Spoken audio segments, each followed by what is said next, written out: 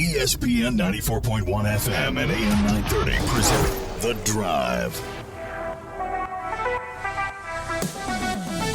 It is Friday, September 29th. Your drive begins now on ESPN 94.1 and AM 930.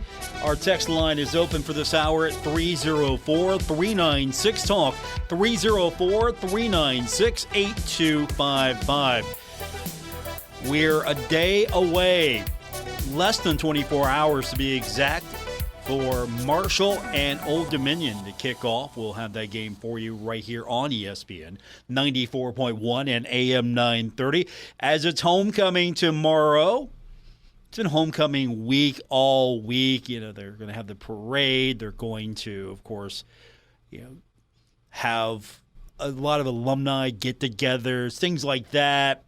Again, I'm not necessarily taking in all of the homecoming activities only because I live here. But it is homecoming for a lot of people, and, of course, there will be a lot of faces you haven't seen probably since the last homecoming that'll be back tomorrow for the game. So looking forward to it. And as I mentioned, again, the game right here on ESPN 94.1 and AM 930. We've got our pregame coverage beginning at 12:30, and we're going to get into everything about the game tomorrow. We'll talk a little bit more about it here.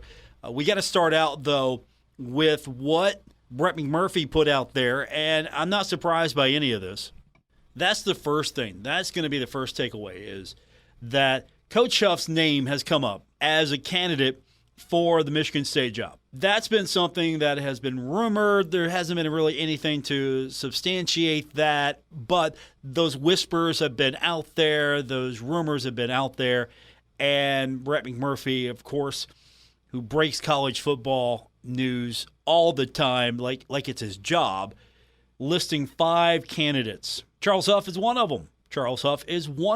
Now, is anyone surprised by that? And I would say no, you shouldn't be surprised, because his name is going to come up. As successful as Marshall has been over the years, it's been a while since we've seen any sort of stir about the head coach, the current head coach, being considered a candidate for another job. Well, that's changed since Coach Huff came on board, because he is someone that a lot of people look at. Hey, can he make it work at Marshall? That means maybe he can make it work here at the next level, and that will be Michigan State. And he's going to get a lot of consideration. Now, how much of this is going to be a distraction? How much of this is going to be, okay, this is just business as usual? I think it's going to be business as usual. It's not a thing until it's a thing. But it's kind of a thing now, since Brett McMurphy, according to his sources, reporting that there are several names that are out there for the candidacy of Michigan State, and Charles Huff is one of them. What a big name, right?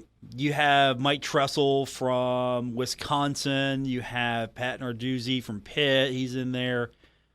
Mike Elko, Duke's coach, out there as well. But Charles Huff getting a little bit more of attention. So, honestly, Until it happens, he's the head coach of the Marshall Thundering Herd. Until it happens, I'm not worried about it. And to be honest with you, it's kind of nice to know that your head coach is a candidate for another job. That means he's doing something right. People think he's doing something. And I'm hoping that by the end of the season, Marshall has won a conference championship, has gotten into a bowl game, a pretty good one, has won the bowl game. And then if Coach Huff finds success at the next stop, more power to him. That means the next opportunity for someone up and coming maybe is right around the corner. Who knows? But what are your feelings on this? Do you like the fact that your head coach is starting to get some more notice, some more attention? Do you like the fact that, hey, people are looking at Marshall thinking, hey, something is happening there. Maybe Charles Huff, we make him an offer. Maybe he'll be our next coach. What do you think about that? I mean, on the one hand, you had a guy like Bobby Pruitt. For the most part, he was a Marshall guy through and through. I know there was some flirting with him, maybe taking another job. That was out there. But you really didn't have that for Doc Holliday. You didn't have that for several of the Thundering Herd coaches. Of course, Jim Donnan gets the Georgia job. I think Jim Donnan would have been better served staying at Marshall. That's the one thing for him.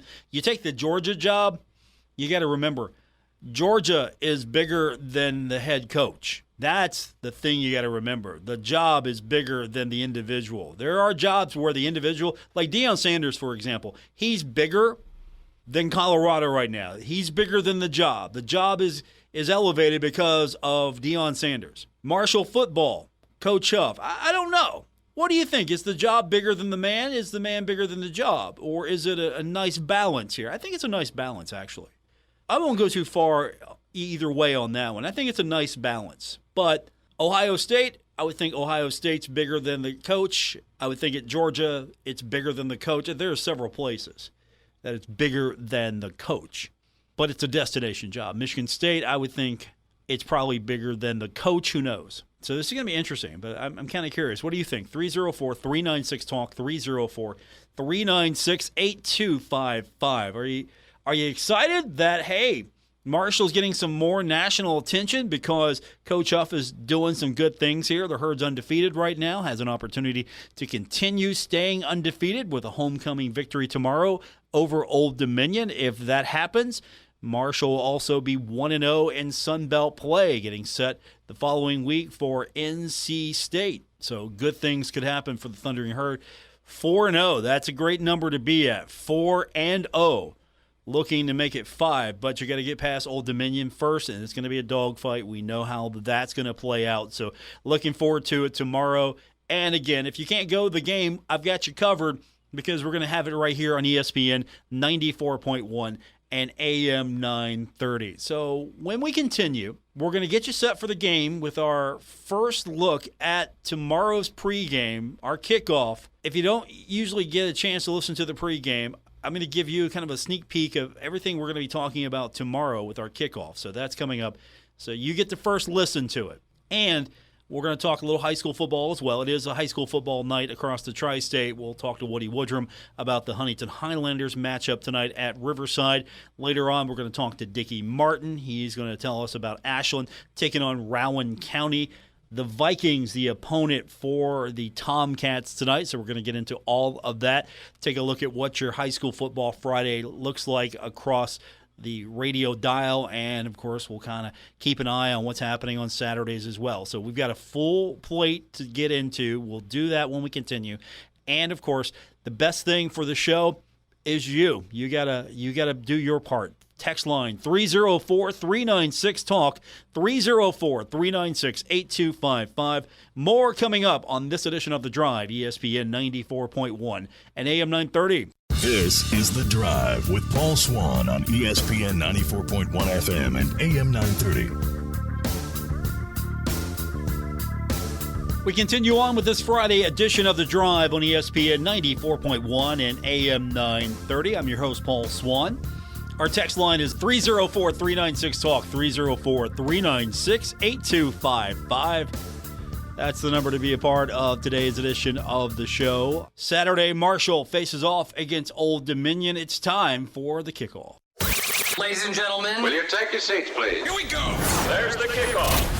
In the 8 previous meetings between the Marshall Thundering Herd and the Old Dominion Monarchs, the Herd has come out on top 7 times.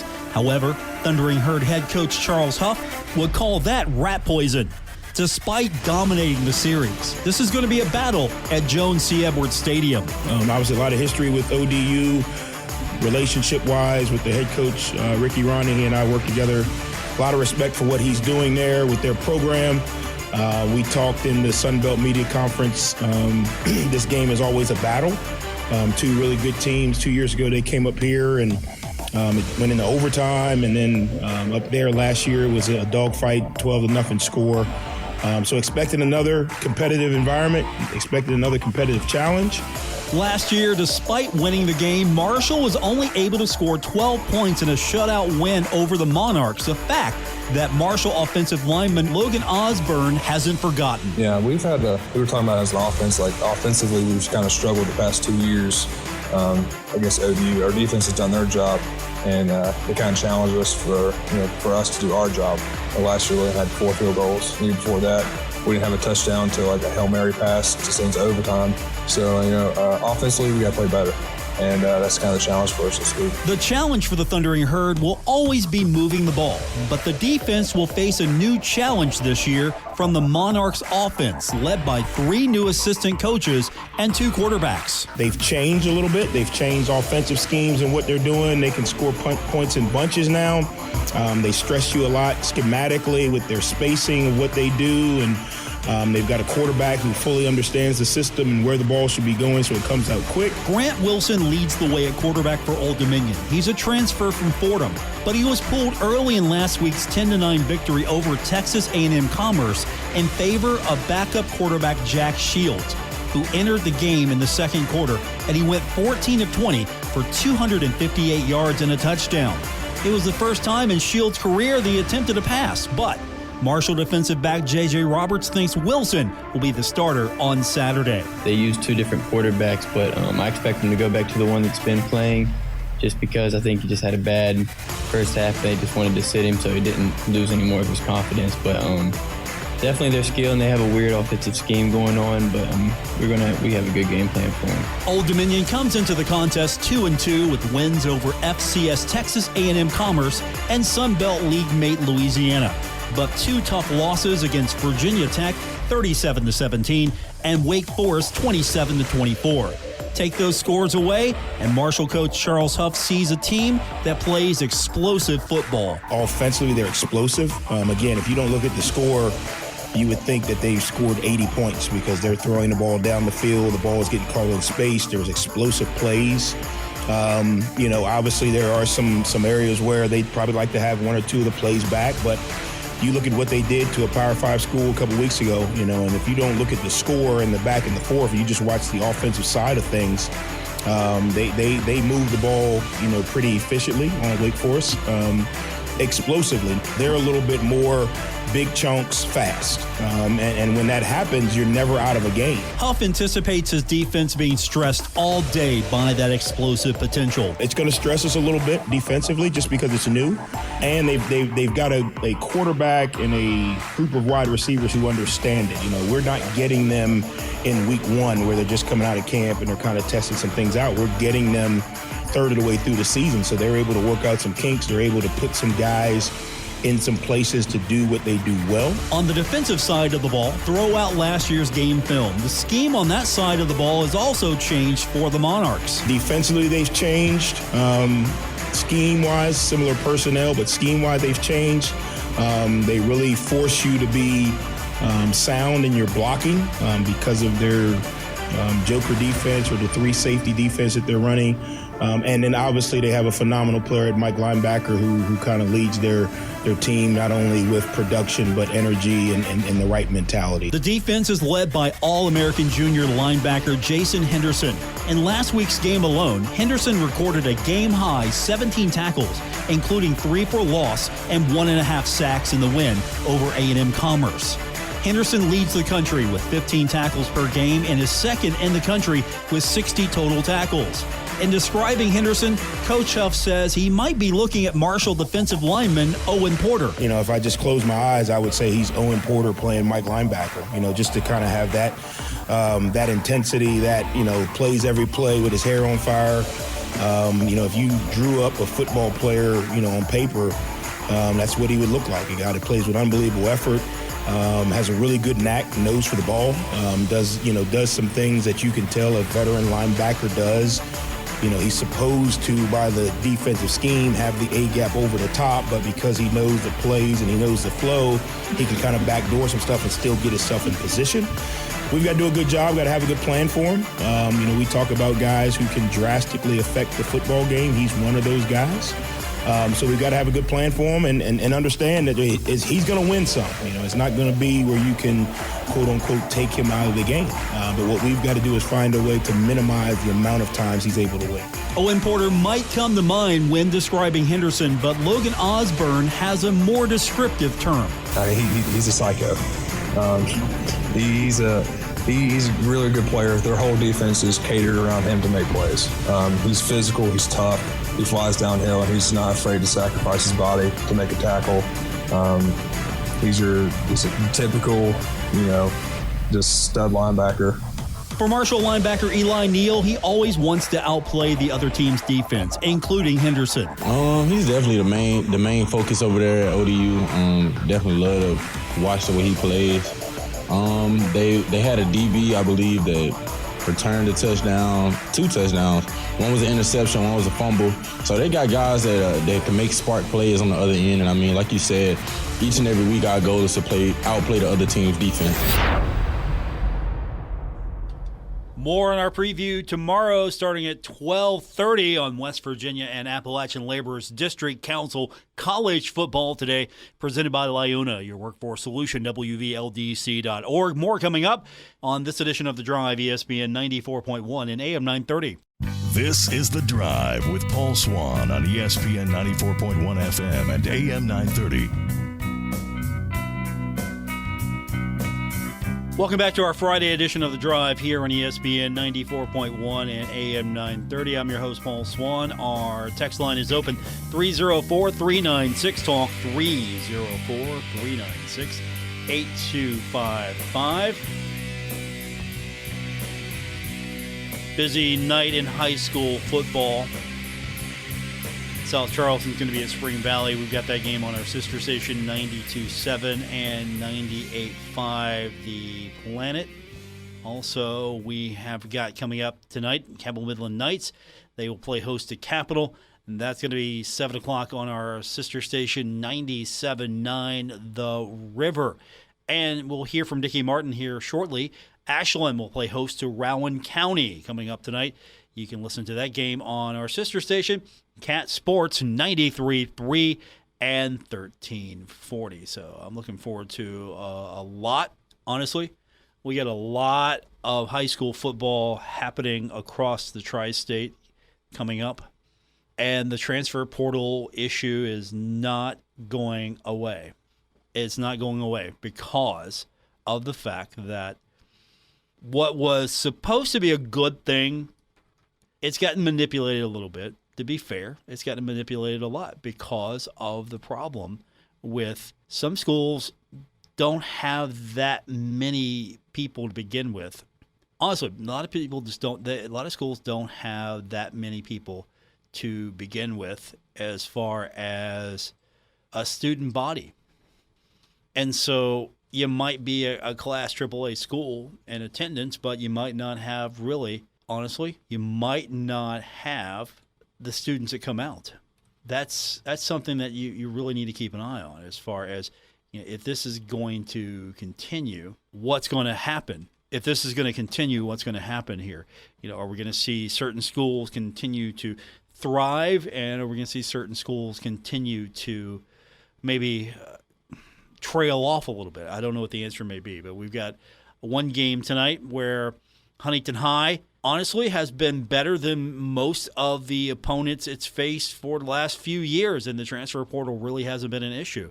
And so we've got that game coming up tonight. Woody Woodrum is stepping in the studio as we speak. He's got the game along with Christian Palmer, and that's coming up tonight here on ESPN 94.1 and AM 930. And don't forget, Dickie Martin will join us. We'll have him on here in a few minutes, and that game going to be on our sister station, Cat Sports 93.3 and 1340. Coming up tonight, Huntington High takes on Riverside. We'll have the game right here on ESPN 94.1 and AM 930. Last week, the Highlanders got the victory over the Capital Cougars 58-0. Man, that bell sounds really good, doesn't it? Yes, it does. It's big, has a nice ring. 4 people can carry it and ring it all the way into the locker room, which is what I understood they did.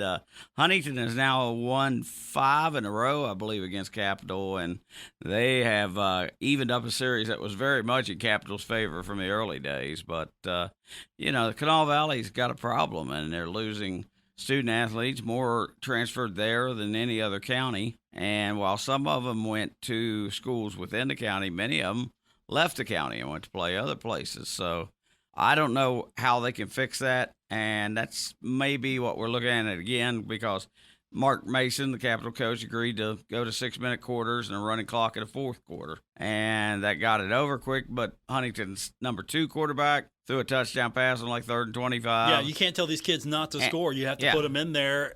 you just don't say, Exactly. all right, stop. Fall down. Yeah, stop. No, don't. You let them play. They get the opportunity to play because they've practiced all week as well. Yeah, Dante Newsome's number 3 quarterback. Wasn't even playing quarterback to start the year. And he threw a touchdown pass, but it was, again, it was a third and long. I think most whatever. coaches in the state know Billy Seals is not going to try to run it up on you because we've seen coaches who have tried to run it up and not even take their starters out. Billy, on the other hand, taking the opportunity to get some kids some playing time despite what the circumstances may look like. It's good for his team, Paul, in that they're getting a lot of playing time in varsity games for JV players. But it's bad for the rest of the state because it shows the gap. And it's also bad for the starters because and you'll hear this later tonight when I talk to a couple of players at halftime. I'm like, can you maintain your focus because you got better teams coming up down the stretch? I mean, after they get what should be a win tonight, then they have Parkersburg,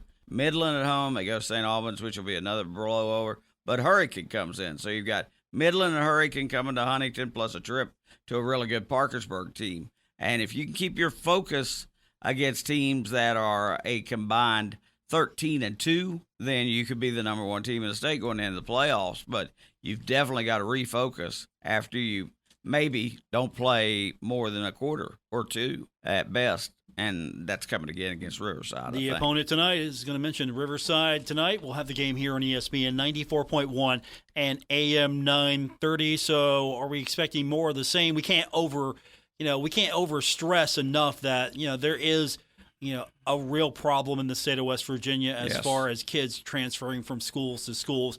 As far as Riverside's concerned, a traditional strong program, not necessarily maybe a state power, but always a competitive program. Maybe not so much tonight. Well, as DuPont and East Bank last week, they were celebrating the 30th anniversary, I guess it was, of the both teams winning the AAA and the AA title in the same year. So they're bringing all those guys back in after 30 years. But this team lost all but 2 of its top rushers from last season and all 5 of their top receivers. 9 left to the transfer rule and a large senior class. So they had some players that were supposed to be there this year, and they just didn't stay. They thought, I'm going to go play and win somewhere. So it gives them 2 seniors, 2 to 3 seniors basically in the lineup. That's Jonathan Welch, a left guard on offense, middle linebacker on defense. Then you've got Bryce Green, who's a senior running back and safety, and that's about it. I mean, that's about it on the seniors. So what can you do there, and it's very tough. It's also hard to get stats on a team that's down. Nobody's doing careful statting, but last week against Spring Valley, Caden Ray, their quarterback, who's just a sophomore, 6 foot, 165 pounds, he rushed for 18 yards, including a 13-yard touchdown in the third quarter. No one scored with a running clock in the fourth quarter. And he threw 7 passes, all of them incomplete, except for 2 that were intercepted. So, last year he was 20 of 52 as a freshman, which isn't terrible, but he threw 2 picks and just 1 touchdown. And he rushed for 17 yards and 1 touchdown. That's last year. So their top running back that was supposed to be back with 45 carries for 160 yards was Bishop Harrison. We haven't been able to find out what happened to him. He was listed on the roster. Bryce Green against Spring Valley ran 5 times for 13 yards. It was 0 for 1 passing. So they threw 8 passes. None of them were complete. 2 of them were intercepted. They had 4 fumbles. They lost 2 of those. They also had the 2 interceptions. So yeah, and Spring Valley's down this year. So yeah, that's the scary thing. Spring Valley's down. Absolutely. And so Huntington's not down. Huntington's trying to maintain, and unfortunately for the Highlanders, and again, we're not trying to disparage anyone, but there is a gap. It's sometimes your biggest enemy is going to be yourself because the competition isn't up to where you're at. I mean, it's a great problem to have because you're heads and shoulders above everyone else, but you also have to, at the same time, maintain that or risk coming down to your level of opponent. And, a lot of these programs are down that are traditionally not this average? Yeah. Well, I think Riverside has always had good athletes. Guys like Randy Moss came from there, and Bobby Howard, and Chris Massey over at East Bank was an outstanding Double-A linebacker and running back. But here's the good news: they're 1-3 right now. Probably going to be 1-4 after they play Huntington. But they've played number 3 Huntington tomorrow night. These are the SSAC ratings. Number 6 Parkersburg. Number 9 Beckley. When they come back, they get Capital, who is 1-3. They get a game at South Charleston, who is 0-4. Then the last 3 games are at Hurricane, then Lincoln County, who's 1-4. And they finish with Midland. So Alex Doherty, who was 3-7 last year, at least has 3 teams coming down the stretch he could beat: Capital, South Charleston, Lincoln County. And if he was to pull an upset on Huntington or Hurricane or Midland, he could actually be 5-5, and that might sneak him into the bottom of the playoffs. I think these coaches are looking at everything they do playing-wise makes it a better team for next year. So if we get to play all 10 games, and then even if we get number 16 against number 1, which they'll probably be crushed, but still, the kids will have gone to the playoff. They'll know how that feels, and most of their players are scheduled to come back. Woody Woodrum with me tonight. The game is coming up here on ESPN 94.1 and AM 930. Huntington at Riverside. We go on the air at 7 o'clock, 7:30 kick. Just go to WRVC.com. You can stream the game there. Thanks, Woody. All right, Paul. More coming up. It's The Drive, ESPN 94.1 and AM 930. This is The Drive with Paul Swann on ESPN 94.1 FM and AM 930. High school football Friday night on our sister station, Cat Sports 93.3 and 1340. Coming up, Dickie Martin's going to have the call. Ashland taking on Rowan County.